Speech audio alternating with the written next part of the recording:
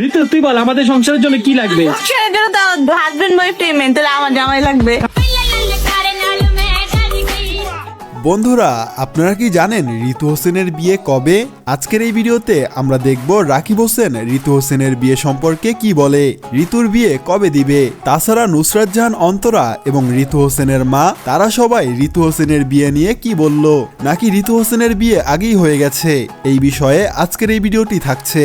তাই আপনি যদি ঋতু হোসেনকে ভালোবেসে থাকেন তাহলে অবশ্যই লাইক দিয়ে চ্যানেলটি সাবস্ক্রাইব করে দিবেন। তো ভিডিওর শুরুতেই আমরা দেখব রাকিব হোসেন ঋতু হোসেনের বিয়ে সম্পর্কে কি বলে, তাহলে চলুন দেখে আসি।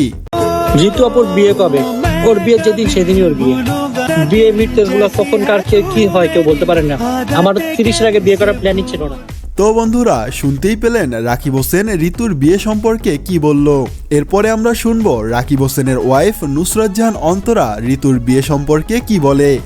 যেদিন আল্লাহ লিখে রাখছে কপালে একটা ভালো হাজবেন্ড পাবে যেদিন, অবশ্যই ওই দিন বিয়ে হবে। বন্ধুরা, তারা একেবারে সঠিক কথা বলেছে। আসলে বলা যায় না জন্ম মৃত্যু বিয়ে কার কখন হয়ে যায়। এরপরে আমরা শুনবো রাকিব হোসেনের মা ঋতু হোসেনের বিয়ে সম্পর্কে কি বলে। এই কোশ্চেনটা ঋতুর তরফ থেকে, ঋতুর বিয়ে কবে দিবা?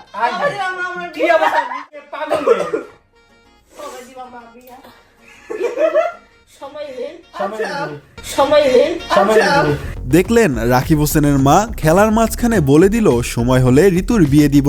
যাই হোক, এরপরে আমরা সবশেষে শুনবো ঋতু হোসেনের কাছ থেকেই তিনি কখন বিয়ে করবেন। তাহলে চলুন দেখে আসি।